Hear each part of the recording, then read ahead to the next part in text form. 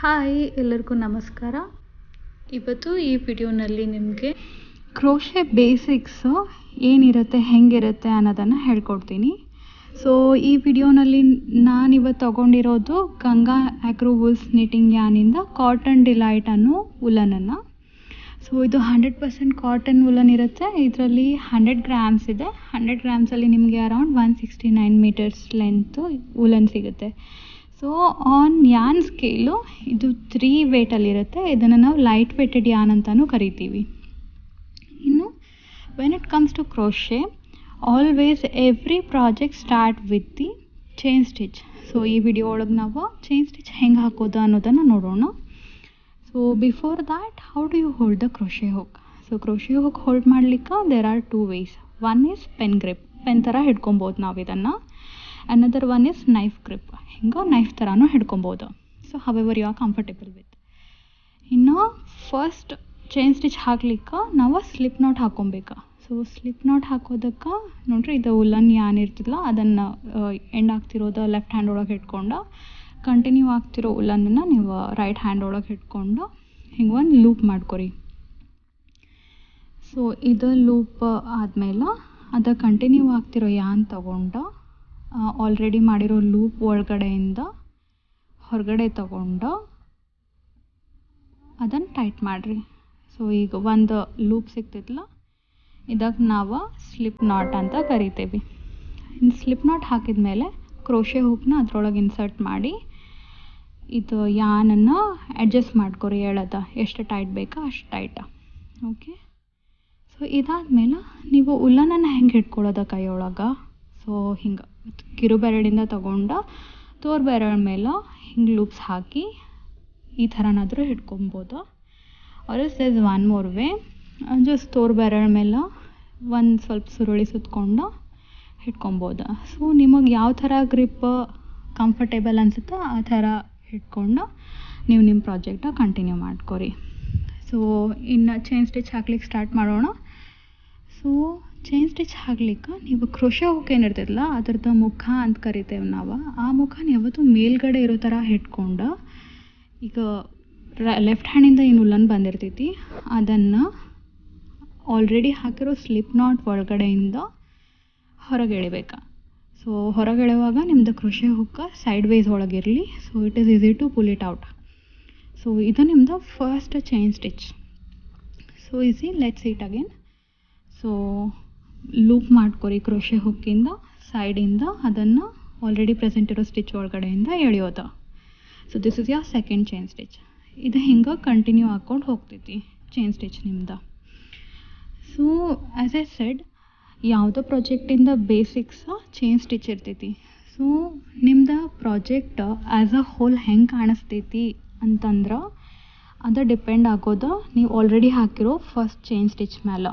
So ನಿಮ್ದು first row not too tight, not too loose ಇರಬೇಕು. ಭಾಳ ಟೈಟ್ ಆಗಿಬಿಟ್ರೆ ಪ್ರಾಜೆಕ್ಟ್ ಫುಲ್ ಟೈಟ್ ಅನಿಸುತ್ತೆ. It doesn't look so good. Same goes with when the chain stitch is too loose. So ನೋಡಿರಿ, ನಾನು chain stitch continue ಮಾಡೇನಿ. ಎಷ್ಟು stitch ಆಗಿದಾವ ಈಗ ಕೌಂಟ್ ಮಾಡೋಣ ಎಷ್ಟಾಗ್ಯಾವ ಅಂತ. ಸೊ ಫಸ್ಟ್ ಸ್ಟಿಚಿಂದ ನಾನು ಸ್ಟಾರ್ಟ್ ಮಾಡ್ತೀನಿ. 1 2 3 4 5 6 7 8 9 ಸ್ಟಿಚ್ ಹಾಕೀನಿ. ಸೊ ಇನ್ನೊಂದು ಹಾಕಿ ಐ ವಿಲ್ ಕಂಪ್ಲೀಟ್ 10 ಸ್ಟಿಚಸ್. ಆಮೇಲೆ ನಿಮ್ದು ಅದು ಕ್ರೋಶೆ ಹುಕ್ ಮೇಲೆ ಏನು ಒಂದು ಲೂಪ್ ಬಂದಿರ್ತೈತಲ್ಲ ಅದು ಕೌಂಟ್ ಆಗೋದಿಲ್ಲ ಸ್ಟಿಚ್ ಅಂತ ಹೇಳಿ. ಸೊ ಟೋಟಲ್ ನಾನಿವಾಗ 10 ಚೈನ್ ಸ್ಟಿಚ್ ಹಾಕೀನಿ. ಸೊ ಅದು ಹಿಂದ್ಗಡೆಯಿಂದ ಹಿಂಗೆ ಕಾಣಿಸುತ್ತೆ. It looks like a chain, that is why it's called a chain stitch. ಇದಾದಮೇಲೆ next type in crochet comes single ಕ್ರೋಶೆಯಿಂಗ್. ಸೊ ಸಿಂಗಲ್ ಕ್ರೋಶೆ ಹೆಂಗೆ ಹಾಕೋದು ಅನ್ನೋದನ್ನು ನಾವು ಈಗ ನೋಡೋಣ ಅಂತ ಚೈನ್ ಸ್ಟಿಚ್ ಆದಮೇಲೆ. ಸೊ ಇದು ನೆಕ್ಸ್ಟ್ ಲೆಸನ್. ಸೊ ಅದಕ್ಕೆ ನಾನು ಒಂದು ಎಕ್ಸ್ಟ್ರಾ ಚೈನ್ ಸ್ಟಿಚ್ ಹಾಕೊತೀನಿ. ಸೊ ಈಗ ಟೋಟಲ್ ನಂದು 11 ಲೂಪ್ಸ್ ಆಯ್ತು ಒಂದು ಚೈನ್ ಸ್ಟಿಚ್, ಕರೆಕ್ಟ್? ಈಗ ಸಿಂಗಲ್ ಕ್ರೋಶಿಂಗ್ ಸ್ಟಾರ್ಟ್ ಮಾಡೋದಕ್ಕೆ ನಾವು ನಮ್ಮದು ಫಸ್ಟ್ ಲೂಪ್ ಏನಿರ್ತೈತಲ್ಲ ಅದನ್ನು ಸ್ಕಿಪ್ ಮಾಡ್ತೇವೆ. ಸೊ ಸೆಕೆಂಡ್ ಚೈನ್ ಸ್ಟಿಚ್ ಏನಿರ್ತೈತಿ ಆ ಕಡೆಯಿಂದ ಎಂಡಿಂದ ಅದನ್ನು ಕನ್ಸಿಡರ್ ಮಾಡ್ತೇವೆ. ಸೊ ಆ ಲೂಪ್ ಒಳಗಡೆಯಿಂದ ನಿಮ್ಮ ಕ್ರೋಶೆ ಹುಕ್ನ ನೀವು ಇನ್ಸರ್ಟ್ ಮಾಡಿ ಇದು ಉಲ್ಲನನ್ನು ಪುಲ್ ಮಾಡ್ಕೋತೀರಿ. ಸೊ ಈಗ ಪುಲ್ ಮಾಡಿದ್ಮೇಲೆ ನಿಮ್ಮ ಕ್ರೋಶೆ ಹುಕ್ ಮೇಲೆ ಎಷ್ಟು ಬಂದ್ವ ಲೂಪ್ಸ, 2 ಲೂಪ್ಸ್ ಬರ್ತಾವ. ಸೊ ಆ ಲೂಪಿಂದ ಮತ್ತು ಈ ಉಲ್ಲನ್ ತೊಗೊಂಡು 2 ಲೂಪ್ಸಿಂದ ಪುಲ್ ಮಾಡ್ತೀರಿ. ಸೊ ಇದಕ್ಕೆ ನಾವು ಸಿಂಗಲ್ ಕ್ರೋಶೆಯಿಂಗ್ ಅಂತ ಕರಿತೇವೆ. So this is your first single crochet. Okay, we will see it again. So already present ಇರೋ ಚೈನ್ ಸ್ಟಿಚ್ಚಿಂದ ಒಳಗಡೆಯಿಂದ ಕ್ರೋಶೆ ಹುಕ್ ಹಾಕಿ ಇದನ್ನು ಪುಲ್ ಮಾಡಿಕೊಂಡು, so on your crochet hook you will have 2 loops. Let me take some yarn. So ಈ 2 ಲೂಪ್ಸಿಂದ ನಿಮ್ಮ ಯಾನ್ನ ಪುಲ್ ಮಾಡ್ತೀರಿ, correct? So this is your second single crochet.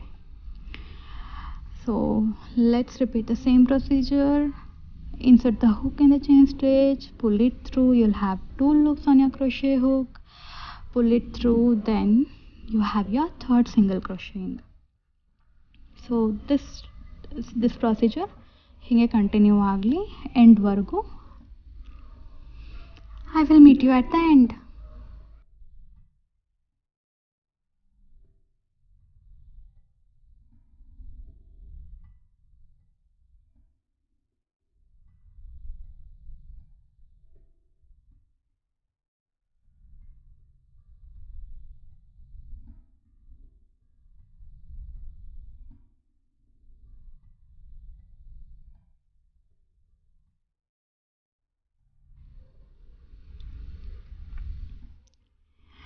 Okay, so now we have reached the last loop.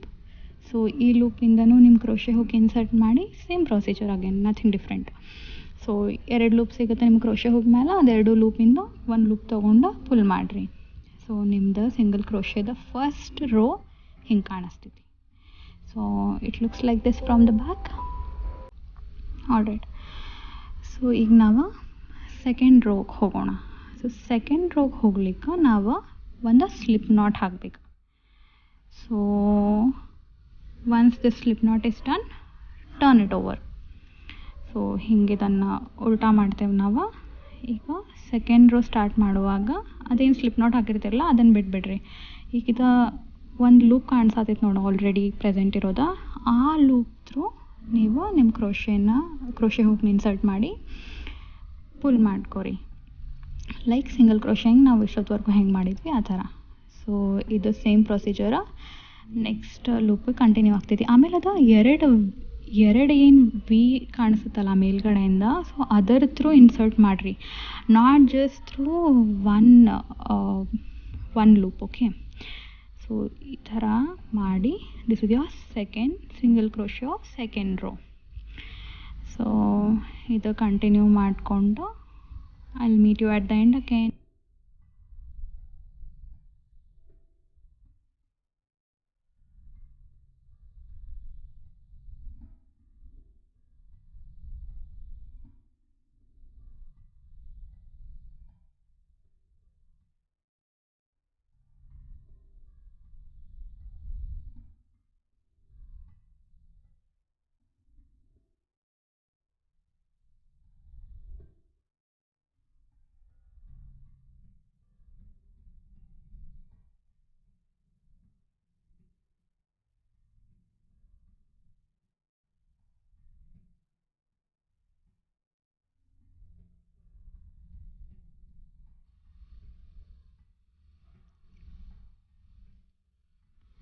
Okay, so ನಾವು we have reach the end.